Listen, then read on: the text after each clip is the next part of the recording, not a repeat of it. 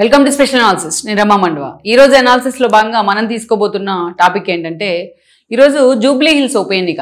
ఇంకా చాలా రోజుల సమయం ఉంది ఈ ఉప ఎన్నిక వచ్చేందుకు. దాదాపు 6 నెలల సమయం ఉంది. లేటెస్ట్గా బీఆర్ఎస్ ఎమ్మెల్యే మాగంటి గోపీనాథ్ అనారోగ్య కారణాలతో మరణించడం జరిగింది. ఈ క్రమంలోనే ఈరోజు జూబ్లీ హిల్స్ ఉప ఎన్నికకు సంబంధించి ఒక తెలంగాణ మొత్తం కూడా తెలంగాణ అన్ని పార్టీల రాజకీయాల్లో ఈ అంశం హాట్ టాపిక్ అవుతోంది. పైకి ఎక్కడా కూడా అధికారికంగా అభ్యర్థులను ప్రకటిస్తామనో లేకపోతే ఎన్నికల్లో తాము పోటీ చేస్తామనో ఏ పార్టీ అధికారికంగా ప్రకటించకపోయినా బట్ పార్టీలో మాత్రం జూబ్లీ హిల్స్ ఉప ఎన్నిక మాత్రం చాలా సీరియస్గా అన్ని పార్టీలు ఫోకస్ పెట్టాయని మనం అనుకోవచ్చు. ఎందుకంటే ఒక టగ్ ఆఫ్ వార్ అయితే అక్కడ జరగబోతోంది అనేది వాస్తవం. ఒక టగ్ ఆఫ్ వార్కు జూబ్లీ హిల్స్ ఉప ఎన్నిక వేదిక కాబోతుంది అనేది కూడా వాస్తవం. ఎందుకంటే ఆల్రెడీ కాంగ్రెస్ అధికారంలో ఉంది. మొన్నటి ఎన్నికల సమయంలో ఎమ్మెల్యే ఎలక్షన్స్లో ఏదైతే 2023లో కాంగ్రెస్ అధికారంలోకి వచ్చింది. తర్వాత 1 year తర్వాత జరిగిన ఎంపీ ఎలక్షన్స్లో బీజేపీకి ఈక్వల్గా మాత్రమే కాంగ్రెస్ 8 ఎంపీ సీట్లు గెలుచుకుంది. బీఆర్ఎస్ అప్పుడు 0కి అయిపోయింది. కానీ ఆ ఎన్నికలు తన పాలనకి రెఫరెండం అంటూ కూడా రేవంత్ రెడ్డి ఆ రోజు మాట్లాడడం జరిగింది. బట్ ఆయన 8 సీట్లకి ఆ రోజు పరిమితం చేశారు తెలంగాణ ప్రజలు. ఈ క్రమంలోనే ఈరోజు జూబ్లీ హిల్స్ సీట్ అది బీఆర్ఎస్ సీట్ యాక్చువల్గా. అలాంటిది ఆల్మోస్ట్ గత 3 సార్లుగా అది బీఆర్ఎస్ సీటే. అలాంటి 3 సార్లు అంటే ఒకసారి తెలుగుదేశం సీట్ అది, తర్వాత ఆయన పార్టీ నుంచి వెళ్ళిపోయారు మాగంటి గోపీనాథ్. సో ఆల్మోస్ట్ అలాంటి సీట్లోంచి ఈ రోజున ఉప ఎన్నిక వస్తుంది అంటే అన్ని పార్టీలకు ఆసక్తి ఉండడం సహజమే. అందుకే ఏ పార్టీకి ఆ పార్టీనే ఇది తమకు వచ్చిన ఒక రాజకీయ అవకాశంగా భావిస్తూ ఉన్నాయి. ఎందుకంటే త్వరలోనే జిహెచ్ఎంసీ ఎలక్షన్స్ కూడా జరుగుతాయి. దానికన్నా ముందు ఈ ఉప ఎన్నిక వచ్చే అవకాశం ఉంటుంది. అందుకే జిహెచ్ఎంసీ పరిధిలో ఉన్న జూబ్లీ హిల్స్ కాన్స్టిట్యున్సీ అత్యంత కీలకమైన కాన్స్టిట్యున్సీ, ఒక హార్డ్ కోర్ కాన్స్టిట్యున్సీ ఇది. అట్లాంటి కాన్స్టిట్యున్సీలో తాము గెలిచినట్లయితే ఆ తర్వాత వచ్చే జిహెచ్ఎంసీ ఎన్నికల్లో కూడా తమ సత్తా చాటొచ్చు అని కూడా పార్టీలు ఈ రోజు లెక్కలు కడుతూ ఉన్నాయి. ఈ క్రమంలోనే ఈరోజు పైకి అధికారికంగా అభ్యర్థులను ప్రకటించకపోయినప్పటికీ ఆయా పార్టీలో జూబ్లీ హిల్స్ ఉప ఎన్నికకు సంబంధించి ఇప్పటి నుంచి కసరత్తు స్టార్ట్ అయిందని మనం చెప్పుకోవచ్చు.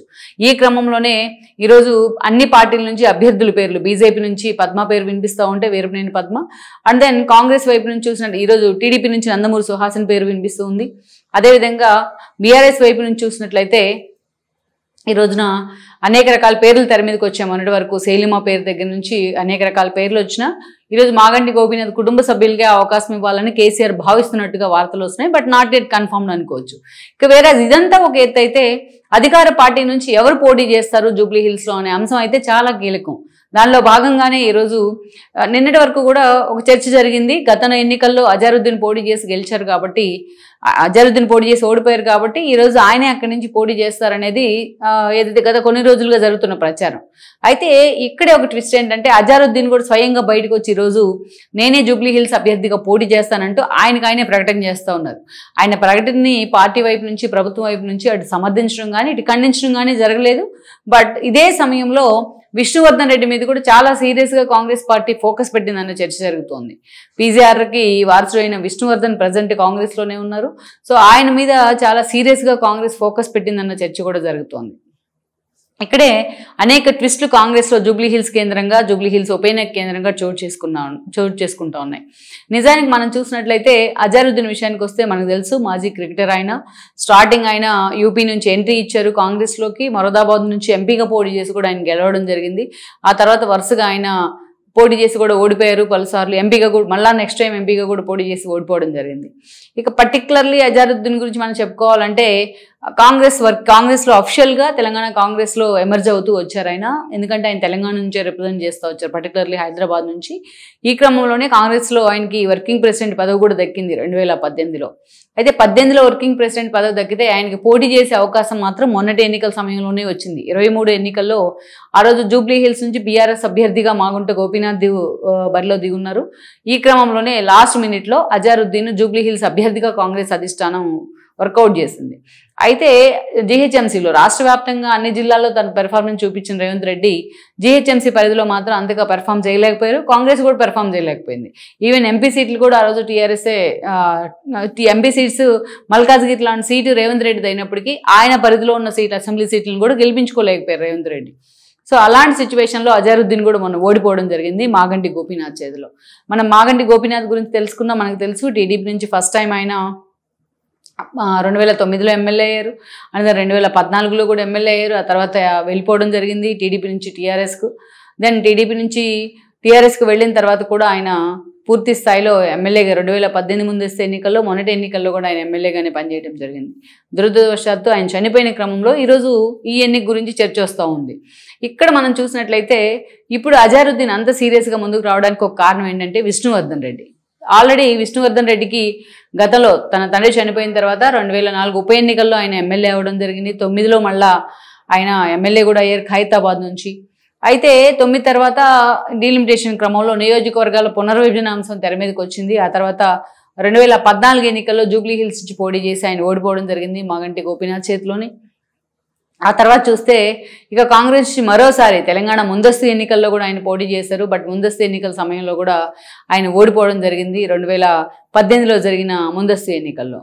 ఈ క్రమంలోనే ఆ రోజు కాంగ్రెస్లో బీఆర్ఎస్ మళ్ళీ అధికారంలోకి వచ్చిన తర్వాత ఆ కొద్ది రోజులకి ఆయన బీఆర్ఎస్ జెండా కప్పుకునే ప్రయత్నం చేశారు.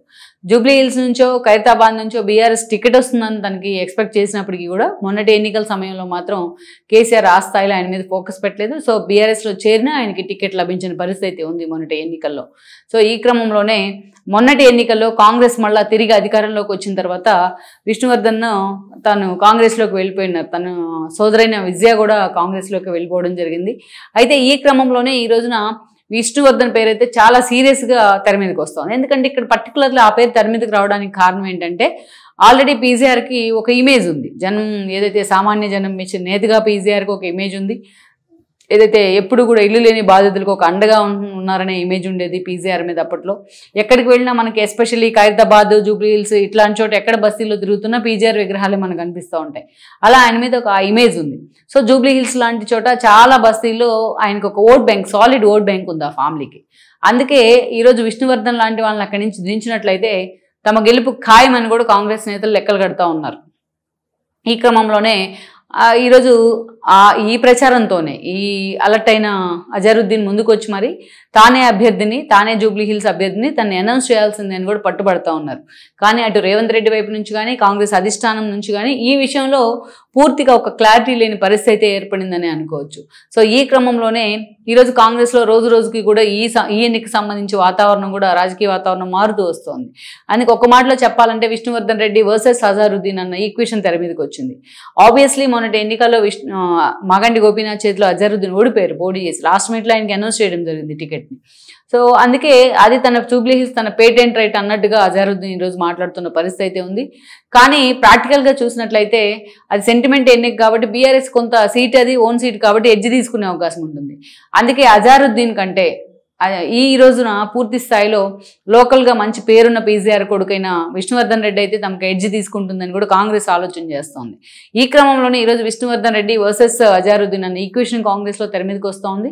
ఫైనల్గా రేవంత్ రెడ్డి అండ్ టీం ఏ వైపు మొగ్గు చూపుతుందన్నదైతే మాత్రం ఈరోజు తెలంగాణ రాజకీయాల్లో ఒక హాట్ టాపిక్గా మారిందని మనం చెప్పుకోవచ్చు. ఈ వీడియో మీకు నచ్చినట్లయితే please share, like and subscribe.